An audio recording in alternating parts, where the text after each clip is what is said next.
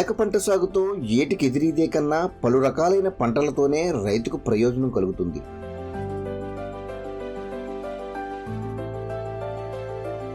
రైతు కనకదుర్గ ఇదే చేస్తున్నారు.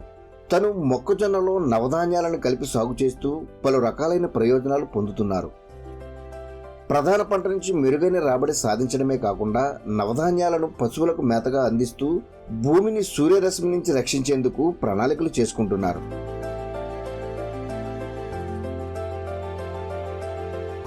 ఈ విధంగా ఒకే పెట్టుబడితో పలు రకాలుగా లాభపడుతున్నారు. తూర్పుగోదావరి జిల్లా నల్లజర్ల మండలం సింగరాజుపాలెంకు చెందిన రైతు కనకదుర్గ 7 ఏళ్లుగా ప్రకృతి వ్యవసాయ పద్ధతిలో సాగు చేస్తున్నారు. తనకు తక్కువ భూమి ఉండటంతో అదనంగా మరికొంత భూమిని కౌలుకు తీసుకుని పలు రకాలైన పంటలు వేసుకుంటున్నారు. దీనిలో భాగంగా ఎకరం విస్తీర్ణంలో మొక్కజొన్న ప్రధాన పంటగా నవధాన్యాలు సాగు చేసేందుకు నిర్ణయించుకున్నారు. అందరికీ నమస్కారం. నా పేరు కనకదుర్గ. మాది సింగరాజుపాలెం, నల్లజర్ల మండలం, తూర్పుగోదావరి జిల్లా. మా అమ్మగారు వాళ్ళ దగ్గర నుంచి మాకంతా వ్యవసాయ కుటుంబం. మా అమ్మగారిది కూడా వ్యవసాయ కుటుంబం. తోరింటికి వచ్చాక కూడా మాకు కూడా వ్యవసాయ కుటుంబం. నాకు వ్యవసాయం అంటే చాలా ఆసక్తి, నాకు బాగా ఇంట్రెస్ట్. అందుకు నేను ఈ వ్యవసాయం చేస్తున్నాము. మాకు ఇందులో 2.5 ఎకరాలే మా సొంత భూమి. ఉన్న 15 ఎకరాలు 20 ఎకరాలు కూడా మాకు కౌలు భూమే. మేము 30 సంవత్సరాల నుంచి కౌలు భూమి ఒక 20 ఎకరాలు చేస్తూ ఉంటాం. ఈ క్రమంలో పశువుల పెంటలో ద్రవజీవామృతంతో పాటు మీనామృతం కలిపిన ఘనజీవామృతాన్ని ఎకరం విస్తీర్ణంలో వేసి తేలికపాటి దుక్కు చేసుకున్నారు. అనంతరం మొక్కజొన్న విత్తనాలను నాటుకున్నారు. ఈ కెమికల్ వేయడం వల్ల భూమి శక్తి కోల్పోతుంది, సౌడు పారిపోతుంది. అలాగే మేము ఈ జీవామృతం ఇవ్వడం వల్ల భూమి గుల్లబారుతుంది, భూమి ఆరోగ్యంగా ఉంటుంది. ఆ పంట తినడం వల్ల మనం కూడా ఆరోగ్యంగా ఉంటామని మేము ఇది సాగు చేయడం మొదలుపెట్టాము. ఇది పూర్తయిన వారం రోజులకు ఇదే పంటలో సాళ్ల మధ్య నవధాన్యాలు వేసుకున్నారు. ఈ విధంగా సాగు చేసిన పంటలకు 15 రోజులకు ఒకసారి ద్రవజీవామృతాన్ని డ్రిప్ ద్వారా అందిస్తున్నారు. ఎకరానికి 12 కేజీలు జల్లేము. అవి 9 రకాలు వేసాము. నవధాన్యాలు రొట్ట బాగా వచ్చింది.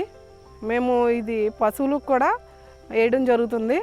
అలాగే మా చుట్టుపక్కల రైతులు అందరూ కూడా ఇలా పశువులకు వేసుకుంటా కూడా చాలా బాగుంటుందని ఇంట్రెస్ట్ చూపిస్తున్నారు. దీంతో పాటు నెల రోజులకు ఒకసారి కోడిగుడ్డు నిమ్మరసం, మీనామృతం, పంచగవ్యను కలిపి డ్రిప్ అనుసంధానంతో పంటలకు పంపుతున్నారు.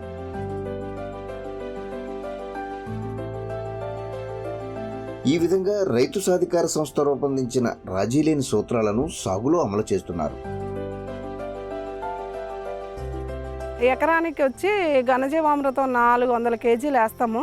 ఆ వేసిన దగ్గర నుంచి పంట వేసాక మనం 15 రోజులకు ఒకసారి జీవామృతం వేయడం జరుగుతుంది. అలాగే పంట దశను బట్టి, పంట పురుగు ఉధృతను బట్టి మేము ఏదన్నా పురుగు ఆశింతే కనుక కషాయాలు, ద్రావణాలు స్ప్రేయింగ్ చేయించడం జరుగుతుంది. ఈ జీవామృతం ఈ మొక్క మీద పడడం వల్ల పురుగు ఆ వాసనకి పురుగు ఆశించట్లేదు. నెల రోజుల తర్వాత నవధాన్యాల నుంచి దిగుబడి ప్రారంభమయ్యింది. వీటిని తమకున్న 4 పశువులకు దాదాపుగా 3 నెలల పాటు మేతగా అందిస్తున్నారు.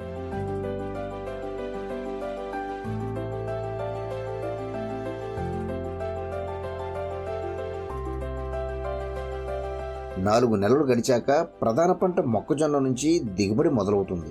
అయితే పోషకాలను పూర్తి స్థాయిలో అందించడం వల్ల ఒక్కో మొక్కకు 2 కంకుల చొప్పున దిగుబడి సమకూరుతోంది. ఈ విధంగా పంట పూర్తయ్యేసరికి 3 టన్నుల వరకు దిగుబడి వచ్చే అవకాశం ఉందని అంచనా వేసుకుంటున్నారు.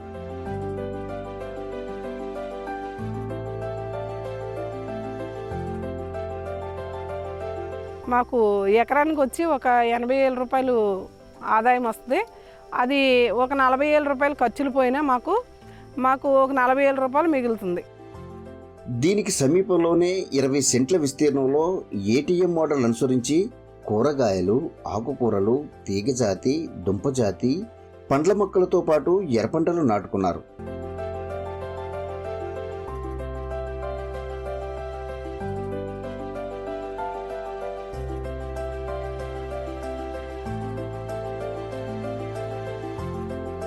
ఈ వ్యవసాయం చేయడానికి మా హస్బెండ్ నాకు బాగా హెల్ప్గా ఉంటారు. మా అబ్బాయి కూడా బాగా హెల్ప్ చేస్తాడు. ఏది కావాలన్నా ఆన్లైన్లో ఇంగువని అన్నీ నాకు ఆర్డర్ పెడతాడు. ఎల్లో ప్లేట్లని, లింగాకర్షణ బుట్టలని అన్నీ నాకు ఆర్డర్ పెడతాడు. మా అబ్బాయి కూడా అందుబాటులో నాకు ఏ హెల్ప్ కావాలన్నా చేస్తాడు. ఈ విధంగా సాగు చేసిన పంటలో నెల రోజుల నుంచి దిగుబడి ప్రారంభమైంది. వీటిని ప్రతి సోమవారం మండల కేంద్రం స్టాల్లో విక్రయిస్తున్నారు. అదనంగా వచ్చిన వాటిని గ్రామంలోనే అమ్మకం చేస్తున్నారు. ఒక 20 సెంట్లో మేము ఏటీఎం వేసుకున్నాం సార్. ఎనీ టైము ఆదాయం తీయాలని మా డిపిఎం సారు ఆదేశాల మేరగా మేము వేసాము. అది ఎనీ టైము మాకు వారం స్టాల్ పెట్టడానికి, అవి కూరగాయలు అందరికీ రైతులకు ఇవ్వడానికి మాకు బాగా పట్టుకెళ్తున్నారు అందరూని. ఆకుకూరలు, కూరగాయలు అన్నీ ఈ ఏటీఎం ద్వారా నాకు వారానికి వచ్చి 2,000 ఆదాయం రావడం జరుగుతుంది. ఈ విధంగా తక్కువ ఖర్చుతో సాగు చేసిన పంటల నుంచి రాబడి పెంచుకోవడమే కాకుండా కుటుంబ సభ్యుల ఆరోగ్యం మెరుగుపడే విధంగా ప్రయోజనం పొందుతున్నారు. ప్రతి రైతు ప్రకృతి వ్యవసాయం చేయాలి. ఎందుకంటే మన భూమిని కాపాడుకోవాలి, మన ఆరోగ్యం కాపాడుకోవాలి, మన భావితరాలను కాపాడాలి. మన అందరం ఈ ప్రకృతి వ్యవసాయం చేద్దాం, మన ఆరోగ్యం కాపాడుకుందాం, భూమిని కాపాడదాం. మనందరం ఉద్యమంగా ఈ ప్రకృతి వ్యవసాయం చేద్దాం.